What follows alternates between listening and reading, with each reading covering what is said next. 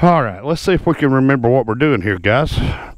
Just a couple of things I want to touch base on with you today, but let's dive into it, shall we?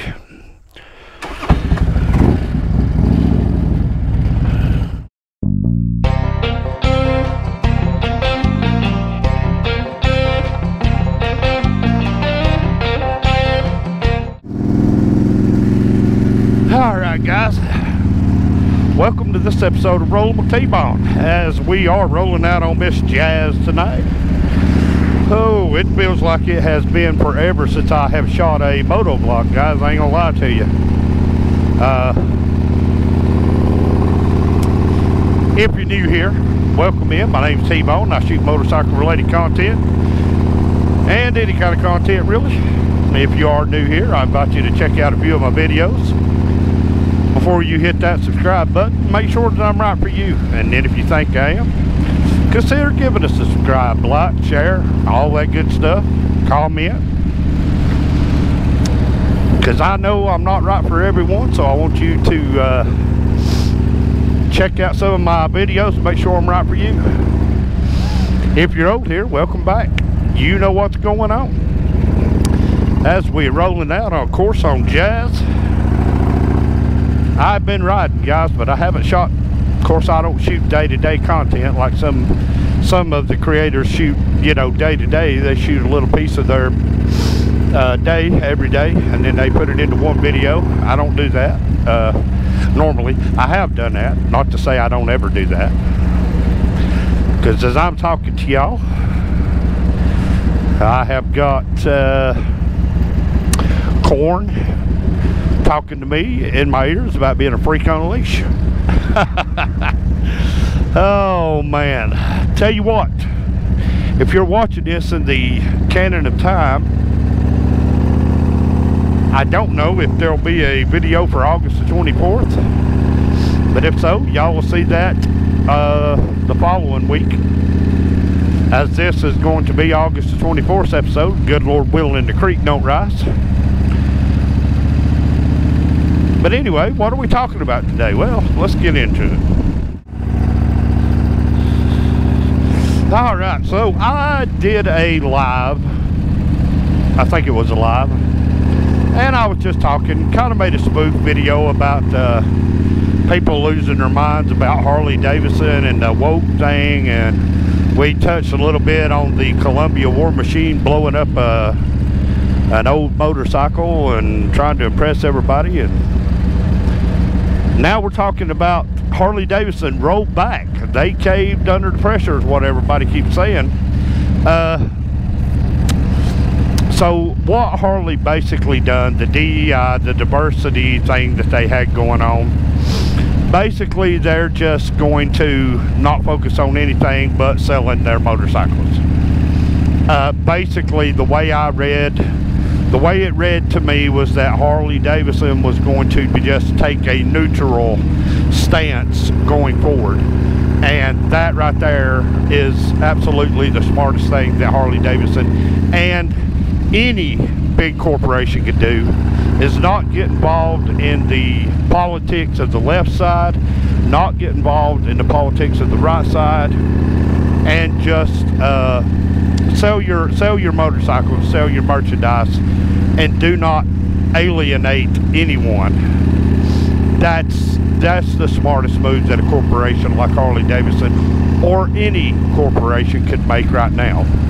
Because obviously the woke agenda, and it was an agenda, let's don't get that mixed up, it was an agenda. It's getting a lot of pushback now, and the pushback is starting to hurt the corporations, because they realize the people that are pushing back are their customers, and they were isolating and alienating their customer base. So Harley did a very smart thing. Now, I have seen a couple of videos where people's talked about Harley Davidson firing their CEO.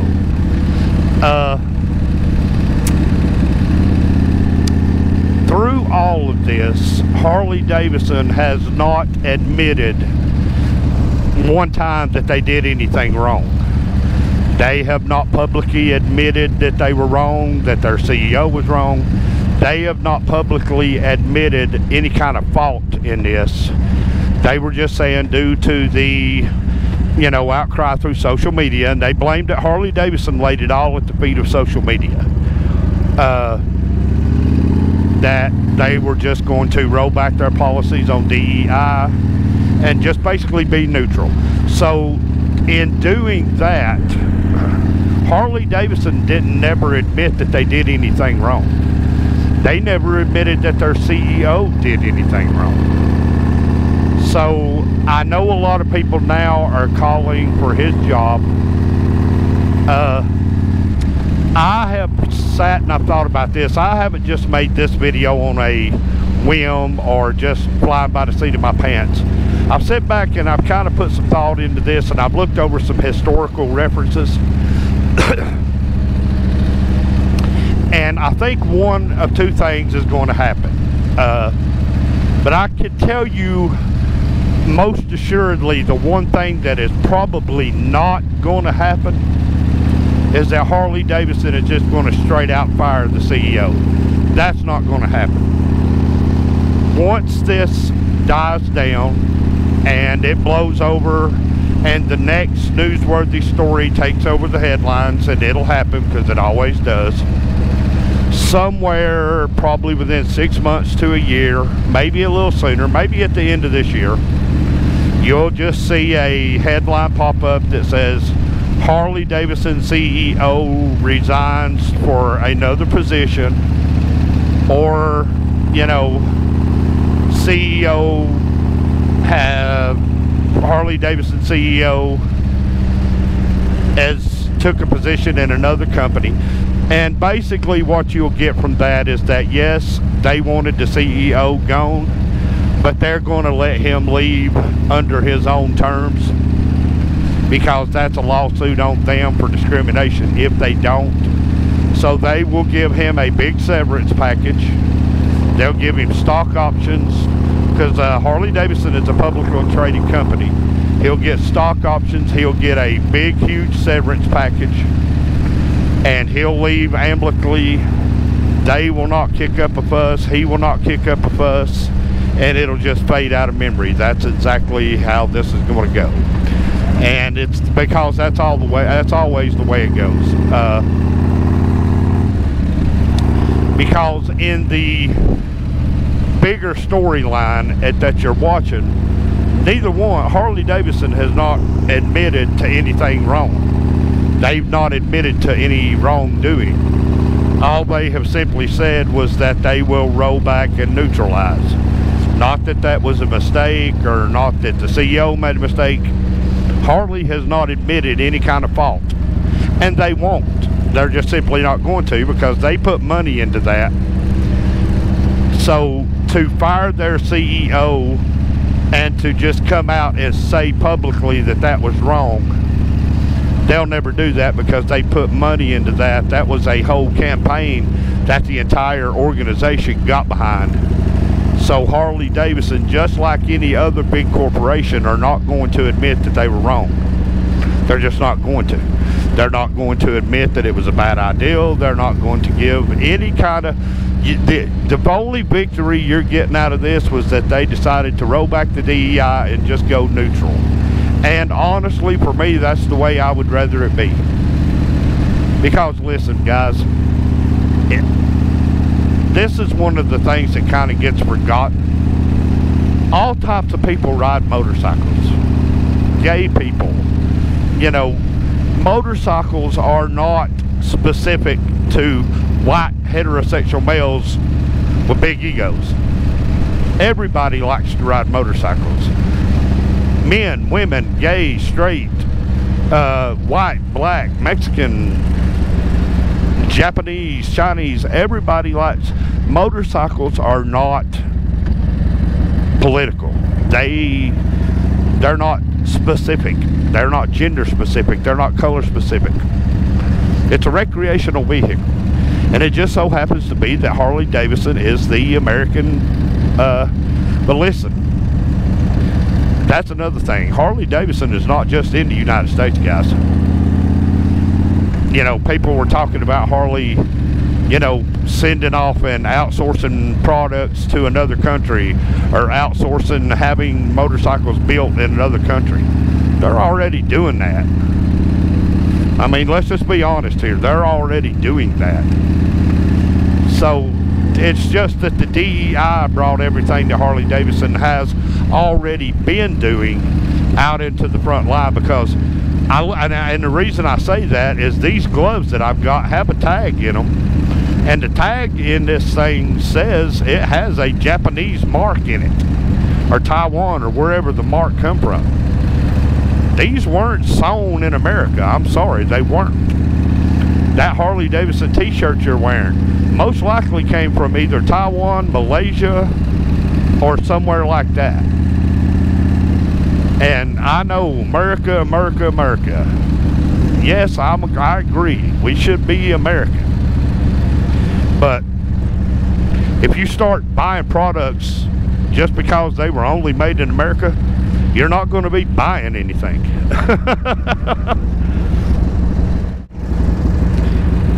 Because this is not a new thing, that things are being outsourced to other countries.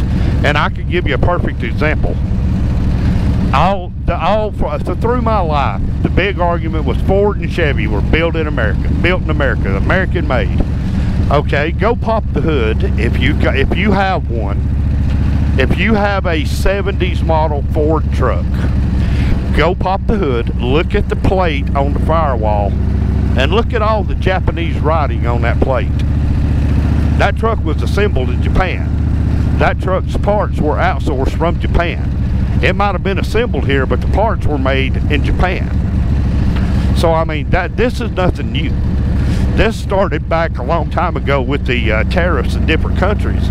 I mean, you had Levi's fold up and go to another country. You had all these big companies that were making America money folded up because it was cheaper to go overseas. So this isn't nothing new. And I promise you, my 2000 Road King right here, Jazz, if I really start paying attention, I'll find that there's parts that were not assembled in America. And I'll tell you something right now, you're ordering all these parts offline, they're not coming from America. So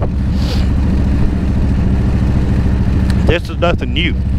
I mean, but I understand it, I get it. Harley Davidson is a symbol of America.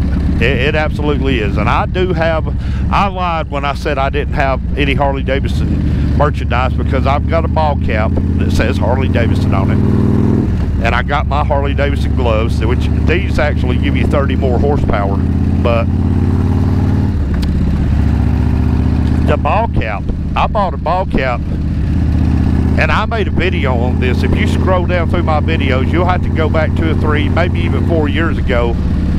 But it's just a me talking video, not on a motorcycle. But I hold up a tag in that video. It came off of a ball cap. The cap said it had America or something on it. It was a, you know, novelty cap, but it had a eagle's head on one side of the tag, and the other side of the tag had an American flag. Right under that eagle's head, it said made in China. They're using the symbols of American freedom, and they're doing it in China and putting America on it. That's on video. You can go find it on my channel. But outsourcing to other countries is not nothing new. That's been going on for a long time. Long time. So, you know, I'm not sure if you only want to buy American, straight American, 100% American. You want every part on that bike to be American. I'm not sure if you can get that anymore. I really don't. Somebody put in a comment one day that if you wanted an American-made motorcycle, buy an Indian. Yeah, but can you guarantee that all the parts on that Indian motorcycle came from America? I'm pretty sure they didn't. I mean, you can get mad at me and cuss me out in the comments. That's fine. I really don't care. But, yeah, I mean, outsourcing American work to other countries is not nothing new. And all of us here, like in the, you know, over in Alabama, the cotton industry, Recycle Hooligan talks about it all the time. Here we had Levi's and American Uniform. We had big companies that were in the South, and then the taxes got so high that they just moved overseas. That simple, that plain. So Harley Davidson isn't going to fire their CEO. That's a pipe dream. They will let the heat die down on this. They'll let the story go away. They'll let the next big news story take over. And when it does, you'll see just one quick headline: Harley Davidson CEO moves to another company, or a mutual split between Harley Davidson and their CEO. It will be both sides in agreement. So, you know, I don't know, guys. You know, it's one of those things that I'm not going to get rid of my motorcycles just because,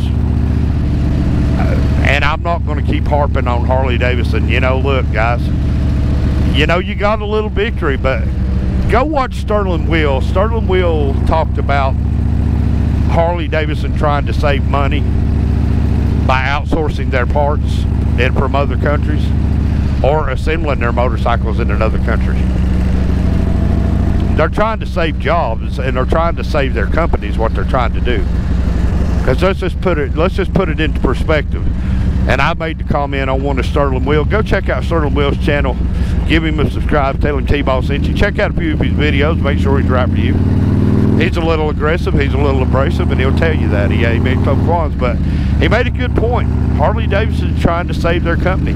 And I commented, and I said, yeah, I said Harley Davidson right now is having flashbacks of the AMF era, of the 70s, and trying to buy themselves back from AMF. Right now, I guarantee you Harley Davidson is having AMF flashback, because overall the company is in trouble. That's public knowledge. You can go look that up. Their quarterlies have been off for a while. You know, and it's because they're getting away from their core group. They're getting away from what made them them.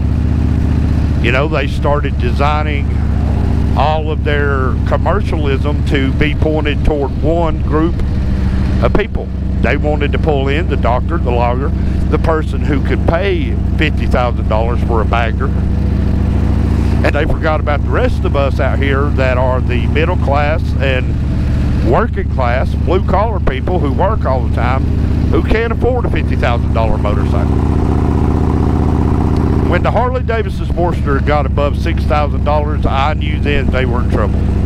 Because I can remember for years and years and years, $5,995 would buy you a 1200 Sportster for years. And then all of a sudden, when the Sportster got above $8,000, $9,000, $10,000, $11,000, I was like, uh-oh, Harley Davidson's in trouble. Somebody has completely lost their mind at Harley Davidson. But, you know, it's just, I don't know, and it kind of, it's one of those things that I look at it, and it's kind of like every action has a equal but opposite reaction. And the reaction over the DEI stuff, that was an expected reaction. Of course, you know, people buy Harley Davidson for the American symbolism that goes along with it. Harley Davidson is a symbol of America. And it's probably, if you want to get down to the technicality of it, this is probably the biggest symbol of American freedom there is the motorcycle. And Harley Davidson's name, whether you love Harley Davidson or whether you hate Harley Davidson, you can't deny Harley Davidson's impact on the American public, on pop culture. Harley Davidson has been leading the American charge for years. I mean, years, decades. But, you know, who knows? I mean, it's, you know, 6 one, half a dozen the other. It all comes out even in the end. It all comes out equal. But, you know, you look at that whole situation and you think, well, them rolling that back is them admitting that they're wrong. No. they're just going to remain neutral, which from a strategic standpoint of trying to save their company is a very smart strategic move for Harley-Davidson to make. Go neutral. Don't pull for either side. And that's the thing, is what's happened with these companies like Bud Light and, you know, John Deere and all these other companies was we have weaponized politics. The left agenda, the right agenda, it's all been weaponized with cancel culture. And now cancel culture has switched from the left canceling you to the right canceling you, and they figured out that the right is the one that they really need to be worried about. Because I promise you, if it was the other side, you wouldn't be losing no business. And Harley-Davidson just realized that. They just found that out in a big way. Was that the right side and, you know, the neutral don't care about it, but the right side cares. And Harley-Davidson really took a hit. That's why they backed off and went neutral, but they never admitted to wrongdoing. So that's my 2 cents in on it anyway, for what it's worth. So yeah, there it is, guys. That's today's episode of Rolling with T-Bone. I've had this subject on my mind, but I didn't want to just jump out here and shoot a video on it.